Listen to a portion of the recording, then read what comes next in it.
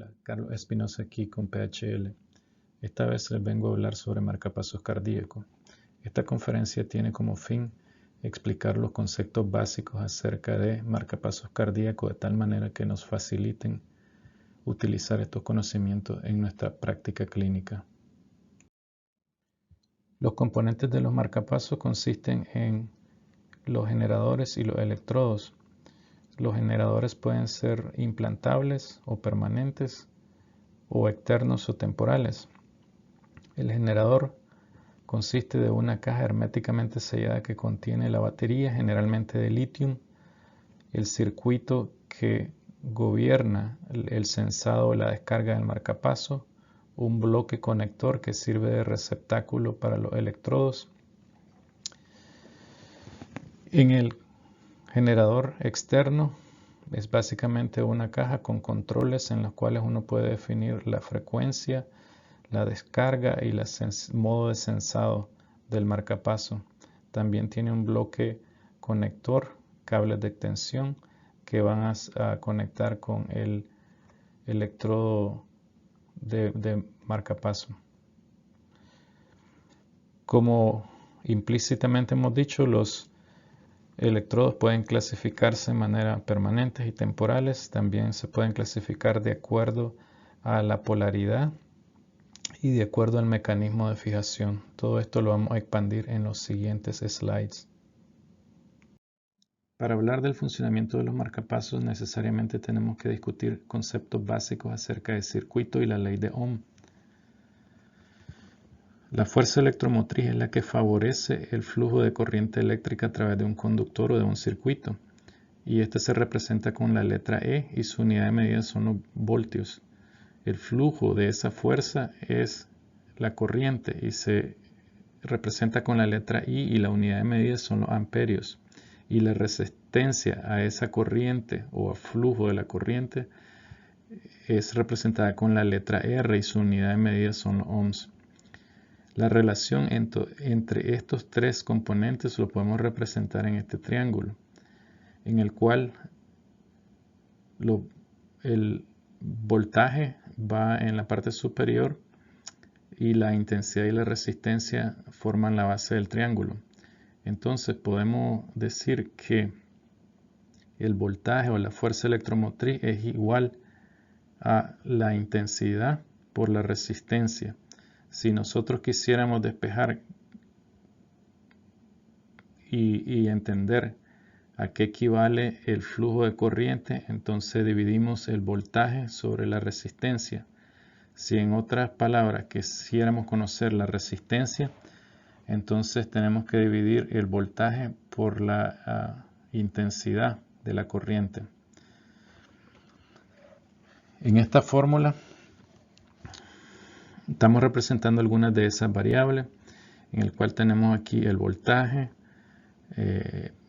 la fuerza que ejerce un marcapaso para estimular al miocardio, se puede entender con la siguiente fórmula, que es igual a el voltaje por la intensidad por el tiempo. Si nosotros desglosamos un poco más aquí la intensidad de la corriente, tendríamos que el trabajo electromecánico para activar al miocardio a través de un marcapaso sería igual al voltaje por el voltaje dividido por la corriente, por la resistencia, perdón, por el tiempo. Entonces, aquí en este esquema yo he representado un circuito en el cual en este extremo estaría el generador con el electrodo que en el caso negativo se denomina como cátodo, y este fluye la corriente alejándose de la fuente generadora o de la batería, y entonces la intensidad de la corriente, como lo había explicado, está representada como esa fuerza de flujo de la corriente. Cuando la corriente se conduce al tejido cardíaco, que lo tengo representado en este pequeño corazón, esa interacción se opone a ese flujo y entonces crea una resistencia. Aquí tengo la letra R. Luego de haber sido estimulado el tejido cardíaco, la corriente viaja a través del electrodo positivo de nuevo hacia el generador y así se completa el circuito. Entonces nosotros podríamos saber, por ejemplo, cuál es la fuerza que yo necesito para poder activar el músculo cardíaco. Y supongamos hipotéticamente que esta batería o este generador de aquí tiene una salida de 5 voltios. Y entonces supongamos que la resistencia al flujo de esta corriente son 500 ohms y que nosotros queremos estimular este tejido por 0.5 milisegundos. Entonces, si quisiéramos saber qué es lo que yo necesito para poder estimular, podemos solamente despejar la ecuación y tenemos los 5 voltios multiplicado por los mismos 5 voltios dividido por la resistencia, que entonces eso es lo que estamos tratando de identificar es la corriente o la I, y eso lo multiplicamos por el tiempo. Entonces esto nos va a dar que para poder estimular al tejido cardíaco, nosotros con estos parámetros se necesitarían 25 milijoules para poder descargar y activar el tejido cardíaco. Todo esto significa que hay variables que la pudiésemos modificar en el marcapasos y hay otras que no las podemos modificar. Por ejemplo, el voltaje no lo podemos modificar porque eso ya viene intrínseco con la batería. Pero sí pudiéramos modificar la corriente, y en el marcapaso, cuando ustedes lo programen, se va a denominar output o salida. También podemos modificar la duración del impulso. Entre más largo el impulso, entonces va a aumentar la probabilidad que se estimule el tejido cardíaco y que se produzca captura del marcapaso en el tejido cardíaco. Lógicamente, si nosotros extendemos la duración del impulso, vamos a drenar más fácilmente la batería. La otra cosa que podemos modificar en el circuito es la sensibilidad que el marcapaso va a tener para detectar los latidos o la actividad eléctrica cardíaca intrínseca. Y las cosas que no podemos modificar, o las variables que no podemos modificar, es la resistencia, porque eso depende del tipo de electrodo que tengamos, de la integridad del electrodo y también del tejido cardíaco donde el electrodo está implantado. Eso tampoco se puede modificar. Como mencionamos antes, los electrodos pueden ser bipolares cuando tienen dos electrodos conductores, uno negativo y uno positivo. El negativo, generalmente referido como cátodo, se encuentra en la parte distal del electrodo y es el que conduce la corriente de la batería hasta el tejido donde está implantado. Luego se estimula el miocardio y el circuito se cierra al ser recogida la señal por el electrodo positivo o ánodo, que conduce de nuevo el flujo de corriente de regreso al generador. La ventaja de los electrodos bipolares es que son más eficientes en entregar la energía de descarga al miocardio. Estos producen generalmente una espiga muy pequeña y en el electrocardiograma, y se reduce la posibilidad de provocar estimulación en el diafragma o estimulación muscular. También tiene la ventaja de que como el circuito es más eficiente, se evita el sensado erróneo de actividad muscular en el pecho o en el tórax como actividad intrínseca cardíaca. El segundo tipo de electrodos son los que contienen únicamente un alambre conductor. y por eso se les denomina unipolares. Este alambre conductor transporta el flujo de corriente hacia el tejido miocárdico, lo estimula, y para que el circuito se cierre, entonces el estímulo eléctrico positivo tiene que llegar a la caja que va a funcionar como el ánodo del circuito. Este tipo de electrodos generalmente tienen una espiga en el electrocardiograma de mucho mayor amplitud, y como producen una estimulación a través de el tejido de la caja torácica, entonces pueden estar propensos a tener mucha mayor estimulación de los músculos del tórax o del diafragma. Además, pueden censar erróneamente actividad muscular del tórax como que fuese actividad intracardíaca. Por eso es que generalmente preferimos usar los electrodos bipolares. En cuanto a la fijación del electrodo, aquí tenemos los electrodos de fijación pasiva, los cuales tienen un sistema de alita o de anclas que se van a enredar en las trabéculas del músculo del ventrículo derecho. Aquí tenemos el electrodo negativo o cátodo en la parte distal, y aquí tenemos el otro electrodo positivo o ánodo. Estos alambres conductores o electrodos están aislados por una cubierta protectora aislante, valga la redundancia, que ayudan a facilitar el flujo de corriente y reducir la resistencia. Los electrodos de fijación activa generalmente tienen un dispositivo que se asemeja a un tornillito de sacacorcho, el cual se incrusta en el tejido miocárdico y se fija. Tiene la ventaja de que si la posición en que colocamos el electrodo no es satisfactoria en cuanto a sensado o en cuanto a captura, podemos remover el tornillito, despegarlo y recolocar el electrodo y volver a pegarlo de manera activa. Igual tiene un electrodo negativo en la punta del tornillito, y el electrodo positivo está en como 1 centímetro más o menos de la parte distal. Igual tiene una cubierta aislante. En las diapositivas anteriores explicamos que la resistencia es lo que impide que la corriente viaje a través del circuito. Entonces, y la resistencia depende en gran medida de la integridad de los electrodos y también de el músculo en el cual el electrodo está implantado para cerrar el circuito.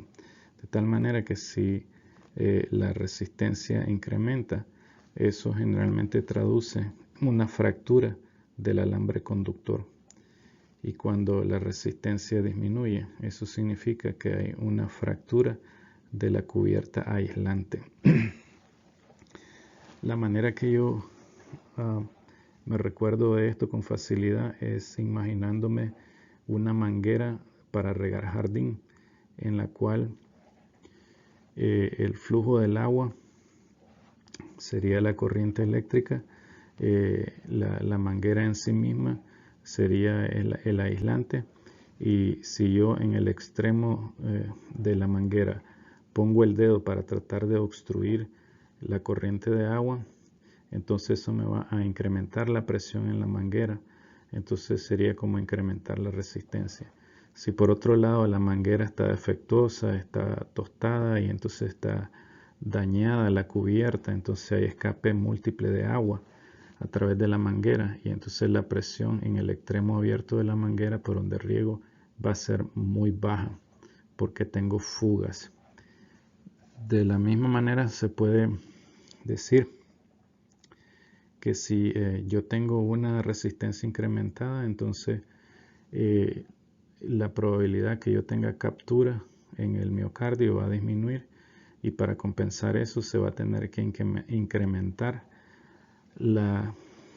el output de la corriente, y esto me va a acarrear que la batería se drene más rápido. De igual manera, si el aislante está comprometido y la resistencia baja, entonces yo voy a necesitar mucha mayor corriente para poder estimular, para poder compensar esa pérdida que tengo a través del aislante. En la fotografía superior aquí tenemos un marcapaso temporal, el cual luce como un catéter. Para eso nosotros tenemos que utilizar un introductor que lo insertamos ya sea en la vena femoral o en la yugular, y este catéter puede que tenga un baloncito en la punta, puede que hay catéteres que no los tienen, y entonces el baloncito facilita que flote la punta del catéter hasta el ventrículo derecho, y esto lo hacemos siempre bajo guía fluoroscópica para evitar complicaciones de perforación o daño inadvertido de las cavidades cardíacas. Este catéter tiene unas conexiones eléctricas aquí, positivas y negativas. Hay que fijarse que correspondan con las conexiones positivas y negativas del receptáculo conector, que finalmente va a la caja generadora, en la cual hay múltiples controles para la frecuencia, hay para la salida o output, y también hay para la sensibilidad, y si es más avanzado también puede tener un control para los modos de operación del marcapaso que queremos descargar al corazón. En esta fotografía de aquí tenemos un generador implantable o permanente, y aquí es el bloque conector en el cual está insertado el electrodo, y en la punta del electrodo aquí tenemos sería lo negativo, y aquí tenemos el electrodo positivo, y estas alitas que están aquí nos indican que este es un electrodo de fijación pasiva. El siguiente aspecto importante a discutir acerca de los marcapasos es la nomenclatura. Generalmente la nomenclatura define qué cámaras son activadas, qué son sensadas y cuál es el mecanismo de respuesta. De tal manera que cuando vemos un marcapaso, el modo de funcionamiento, hay varias letras, y entonces la primera letra va a describir qué cámara está activada, y entonces estas letras pueden ser A, entonces significa que la cámara activada es la aurícula. Si es una B, que es el ventrículo. Si es una D, son las dos de dual, y si es una O 0, es ninguna.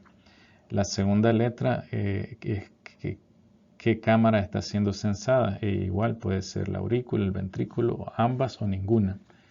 El tercer descriptor del modo de operación en esta nomenclatura es la respuesta a la detección. Si el marcapaso detecta un latido intrínseco cardíaco, ¿cuál va a ser su respuesta? Y entonces esta puede ser inhibir un impulso, puede ser trigger o activar un impulso, puede ser no hacer nada, ninguna, o puede ser una combinación de inhibir y activar, que es la letra D. La cuarta descriptor del funcionamiento en esta nomenclatura se va a referir a la modulación de la frecuencia cardíaca. Y si la letra es 0 o O, entonces quiere decir que no tiene ninguna respuesta o modulación de la frecuencia cardíaca. Si es una P es para programación simple. Si es una M indica que hay programación múltiple. Y si la letra R entonces significa que está basada en rate o frecuencia cardíaca. Y por último, la quinta letra se puede referir si el marcapaso o dispositivo tiene terapia anti-taquiarritmias. Y entonces si esa letra es una P, quiere decir que la arritmia es terminada a través de descarga del marcapaso. Si la letra S de shock significa que va a descargar, desfibrilar al paciente para terminar la arritmia. Y si la letra D de dual quiere decir que es una combinación de los dos. La forma más simple de un marcapaso es en el cual el generador el electrodo está localizado aquí en el ventrículo. Entonces, si el marcapaso está operando BBI, significa que él va a descargar un impulso en el ventrículo. Significa también que él va a censar la actividad intrínseca cardíaca en este ventrículo, que es la segunda letra. Y la tercera letra es cómo va a responder ante el censado de ese estímulo eléctrico en el corazón. Y en este caso, como es la I, va a inhibir una descarga. Entonces, supongamos que este marcapaso está programado para descargar si la frecuencia cardíaca baja menos de 50 latidos por minuto. Eso quiere decir que este marcapaso, el circuito, va a estar descargando cada 1200 milisegundos si él no hubiese ninguna actividad intrínseca en el corazón. Y para ejemplificar esto de manera práctica, supongamos que este es un electrocardiograma, la onda P. Entonces aquí tenemos el complejo QRS. Entonces este censó esta onda R aquí. Entonces se activa el reloj y entonces el reloj va avanzando, y si se presenta una onda P pero no hay ningún complejo QRS, entonces una vez que él sense que pasen 1200 milisegundos y él no ve ninguna otra onda R, entonces el marcapaso va a descargar, y esto se va a ver en el electrocardiograma como una rayita, y esta descarga, si es capturada, entonces va a generar el impulso. Una vez que él descargó, este reloj de los 120 milisegundos se vuelve a resetear y empieza de cero aquí y empieza a volver a contar. Digamos que aquí se produjo un complejo QRS espontáneo porque se condució el impulso. Entonces él detectó, censó este complejo. Entonces aquí se anula el conteo de ese reloj y se vuelve a resetear a cero. Y entonces vuelve otra vez a contar.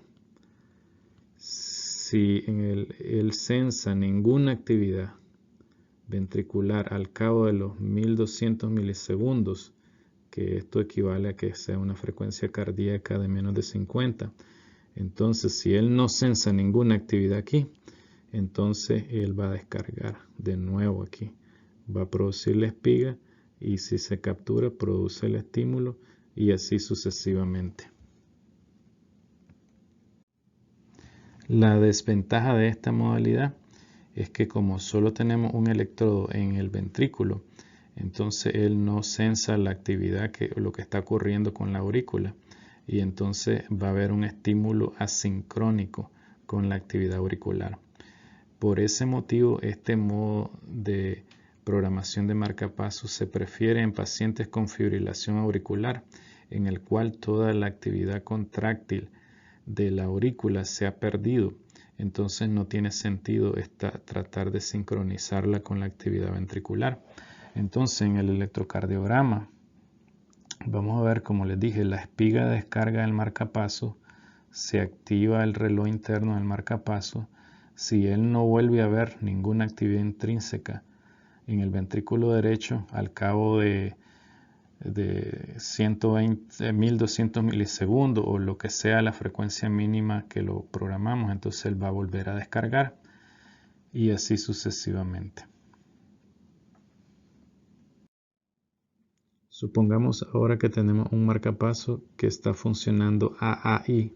Esto significa que el electrodo va a estar estimulando la aurícula, letra número 1. La letra número 2 significa que está censando también la actividad intrínseca cardíaca en esa cámara en la aurícula. Y la letra número 3 está indicando cuál va a ser la respuesta ante el estímulo que él sense proveniente de esa aurícula. Entonces, supongamos también que vamos a programarlo si la frecuencia cardíaca cae por debajo de los 50 latidos por minuto. Esta modalidad únicamente se puede utilizar cuando estamos completamente seguros que hay una conducción auriculoventricular intacta. Entonces, vamos a suponer que aquí tenemos el electrocardiograma y que tenemos la onda P aquí. Y esa es seguida por un complejo QRS porque la conducción AB está normal. Entonces, esta onda P fue censada aquí por el marcapaso, entonces se activa el reloj aquí. Y entonces, si él no ve ninguna otra P al cabo de los 1200 milisegundos, entonces él no va a censar esa actividad de la onda P. Entonces él va a descargar y entonces va a estimular, va a descargar en la aurícula, por supuesto, y entonces va a generar una depolarización de la aurícula y la onda P. Ahora aquí, como la conducción AB está normal, entonces se produce normal el QRS. Cuando él descargó aquí, entonces eso hizo que el reloj se reseteara y volviera a empezar el conteo. Supongamos ahora que sí ocurrió una onda P espontánea y él la censó correctamente. Y entonces la censó antes de que llegara a los 1200 milisegundos. Entonces al censar esta onda P aquí, entonces el reloj se resetea a 0 de nuevo. Y entonces al detectar esa onda P, la respuesta fue inhibir el impulso. Y entonces él no descargó nada. Entonces esta P se conduce normalmente y genera el QRS y entonces se vuelve a repetir el ciclo. Entonces electrocardiográficamente nosotros lo que vamos a estar viendo son espigas adelante de la onda P. Esa es la espiga del marcapaso y el complejo QRS normal. Aquí está donde se activó la descarga, se activa el reloj. Si él no detecta ninguna onda P al cabo del tiempo que está programado, entonces él vuelve a descargar, estimula la onda P y se vuelve a repetir el ciclo, así sucesivamente.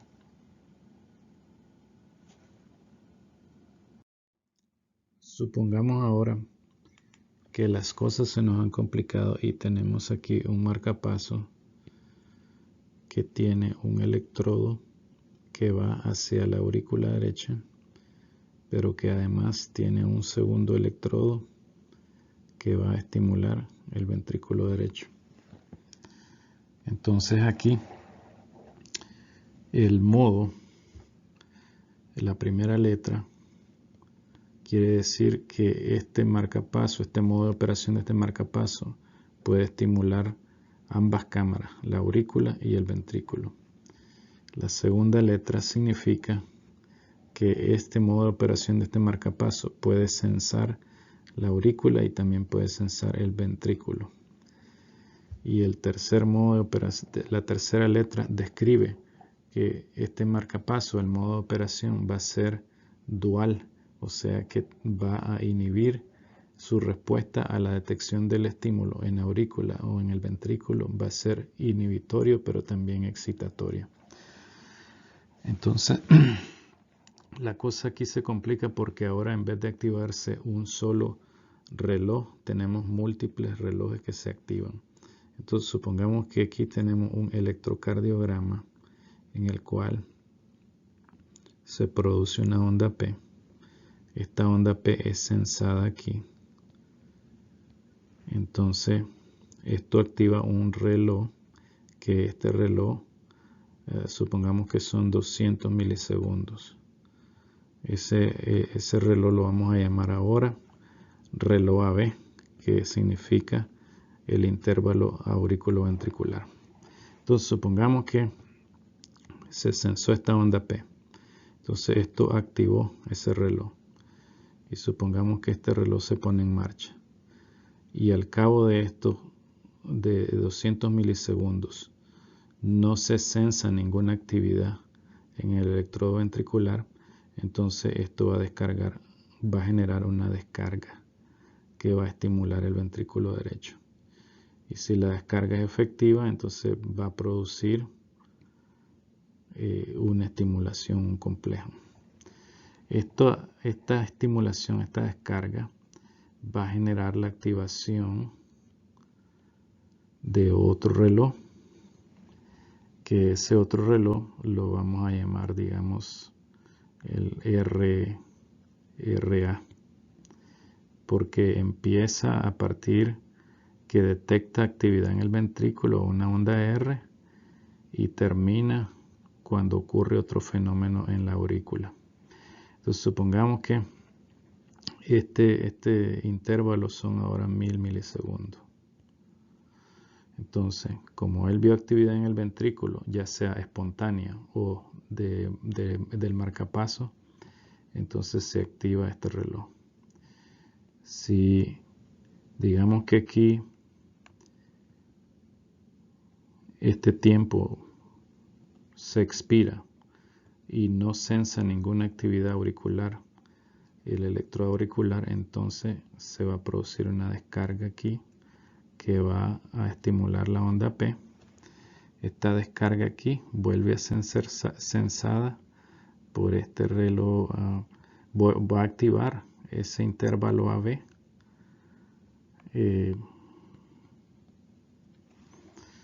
Y si este intervalo AB, que es 200 milisegundos, digamos que a los 180 milisegundos se produjo conducción de esa onda P hacia los ventrículos y se generó un QRS espontáneo. Entonces este reloj se va a resetear aquí y se va a volver a activar el otro reloj de actividad RA. Entonces este reloj se volvió a activar aquí y empieza a contar 1000 milisegundos. Si él antes de los 1000 milisegundos sensó una onda P espontánea, entonces este reloj se resetea aquí termina, y entonces se activa ahora el reloj AB. Eso quiere decir que se va a empezar a contar el tiempo desde que empieza la onda P hasta que se provoca algún fenómeno en el ventrículo. Si digamos que él no sensa nada, el electrodo ventricular, y pasan los 200 milisegundos, entonces él descarga aquí una espiga, se genera un QRS y se vuelve a activar el otro reloj RA. Y así se repite el ciclo. Obviamente, esto es una simplificación de todo ese mecanismo complejo, pero sirve de manera sucinta para entender cómo trabaja el modo DDD. Ahora, electrocardiográficamente, como les dije, vamos a ver espigas antes de la onda P y antes del complejo QRS. Eso significa que en este electrocardiograma yo puedo decir que este ritmo es de estímulo aurículo ventricular, porque hay estímulo antes de la P y antes de los QRS. Ahora, este tipo de modalidad de marcapaso se utiliza cuando hay disfunción del nodo sinusal, entonces no hay descarga regular o incompetencia del nodo sinusal o llamado síndrome del seno enfermo, en el cual hay incompetencia cronotrópica auricular. Y también se utiliza cuando sospechamos que también puede haber disfunción de la conducción auriculoventricular. Entonces necesitamos que haya estímulo y sensado en las dos cámaras.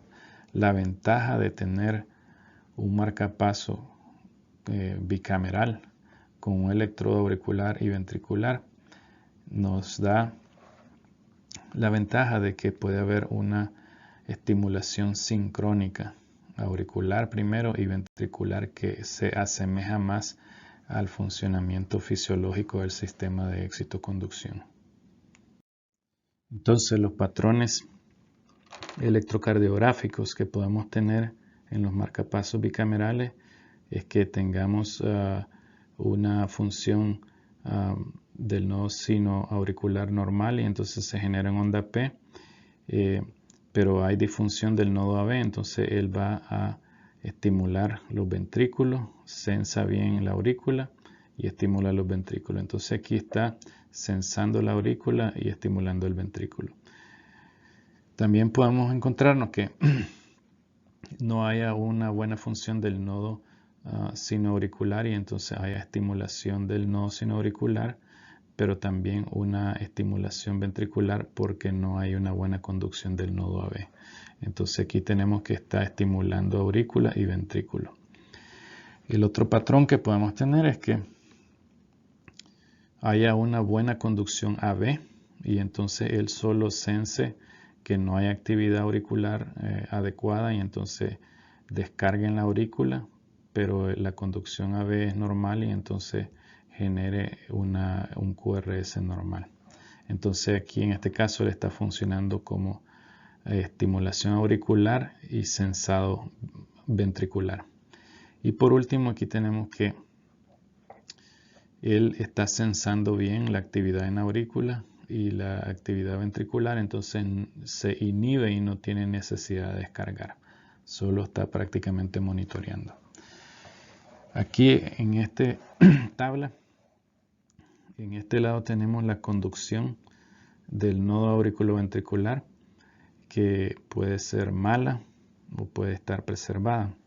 Y en este lado tenemos la función del nodo sinoauricular en base a la frecuencia, que puede ser lenta o puede ser normal o rápida. El primer electrocardiograma de cada cuadro significa que el marcapaso está apagado. Entonces aquí por ejemplo tenemos una onda P que tiene una conducción AB y generó una descarga, un QRS. Esto es seguido por una onda P que no se pudo conducir. Entonces como el marcapaso está apagado, entonces no hay ninguna descarga aquí. Y así sucesivamente. Entonces este mismo paciente, si encendemos el marcapaso y él no detecta ninguna onda P, entonces él va a tirar una espiga de estimulación en la aurícula, se va a activar el reloj AB y si él no ve actividad ventricular espontánea, al cabo de la expiración de ese tiempo predeterminado, él va a descargar el ventrículo y vamos a tener una estimulación AB. Si por otro lado la conducción del nodo AB está normal y está preservada, entonces él puede estar sensando las ondas P y el primer electrocardiograma habíamos dicho que la función de marcapaso está apagada, entonces aquí el problema es que la descarga del sinusal es bien lenta. La conducción AB está normal porque el intervalo PR está normal. Entonces este paciente, digamos que si quiere correr, no va a poder porque no va a poder acelerar su frecuencia cardíaca. Entonces va a tener síntomas. Si encendemos el marcapaso en estas condiciones, entonces él puede estar sensando las P. Si las sensa, no va a descargar. Y como tiene conducción AB, este es un QRS que se genera normal. Si él no sensa ninguna actividad auricular cuando la frecuencia baja, entonces él va a descargar la aurícula y como hay conducción AB normal, va a ser seguido este estímulo por un QRS. En este otro extremo tenemos cuando la frecuencia del nodo sinoauricular es normal o rápida, pero tenemos una pobre conducción auriculoventricular. Entonces aquí las ondas P van relativamente normal, pero aquí tenemos una onda P que no se conduce Y como aquí tenemos apagado el marcapaso, entonces no va a haber ninguna sensado y descarga en el ventrículo. Entonces aquí tenemos que las P están normales, rapiditas, pero como no hay buena conducción AB, esto es sensado después de que expiró el periodo AB. Y entonces si no hubo actividad en el ventrículo, él va a descargar y va a generar la espiga y así sucesivamente. Y aquí digamos que la conducción está preservada. Entonces aquí va las descargas del sino auricular son relativamente rápidas y hay buena conducción AB, entonces se va a ver como que esté normal. Básicamente, aunque esté apagado, entonces no hay descarga y aquí solamente está sensando. Por último vamos a hablar de las fallas, y las fallas pueden ser de captura, de sensado o de falla de descarga. Entonces, una falla de captura la podemos ver en este ejemplo, en este complejo aquí. ¿Por qué? Porque podemos ver claramente las espigas del marcapaso, pero estas no generaron ni una onda P ni un complejo QRS porque no están activando el miocardio. Ese es el ejemplo típico de falla de captura. El sensado tiene que ver con cómo se programa la sensibilidad de detección. Entonces, si nosotros programamos la sensibilidad muy baja, digamos que aquí decimos que cualquier actividad en la aurícula que alcance 1 milivoltio sea interpretada como una actividad auricular. Entonces, eso tiene la ventaja que cualquier onda P que alcance 1 milivoltio va a ser vista. Pero si ese mismo milivoltio puede ser que interprete un QRS como que sea la onda P, o puede interpretar la onda T como que fuese también una onda P o una onda R, porque la sensibilidad para detección en la aurícula la hemos puesto demasiado baja. Si por el contrario nosotros aumentamos esa sensibilidad a 10 milivoltios, entonces cuando aquí ocurra una onda P pero solo mide 5 milivoltios, entonces no la va a ver y entonces él va a descargar inapropiadamente. Pero esta tiene la ventaja que si se produce una onda T y no alcanza los 10 milivoltios, entonces él correctamente la va a interpretar como que no es una onda P. Entonces, para poner esto más claro aquí, entonces este latido aquí, este QRS, activó un reloj, fue interpretado como onda P porque activó un intervalo AB, porque aquí podemos ver una descarga. Y entonces aquí está sobresensando este complejo, está pensando que es una P. Ahora aquí, en este caso, aquí ocurrió un QRS espontáneo. Entonces, este QRS no fue visto.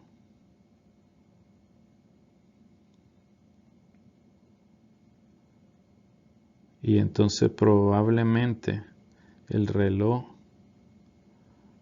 RA es este que está aquí. Y no vio se debió haber reseteado al ver este complejo QRS, pero no lo hizo y entonces siguió el conteo y vuelve a descargar aquí la onda A. Y aquí por último tenemos la falla de descarga, que es que él sensó que aquí no hay un complejo QRS, pero no descargó ninguna espiga para corregir eso. Entonces, en conclusión, las fallas son de captura, como aquí, fallas de sensado, sobresensado o infrasensado, y por último la falla de descarga de la espiga. Gracias por su atención. Como dije, espero que estos conceptos básicos les sean de utilidad en su práctica clínica.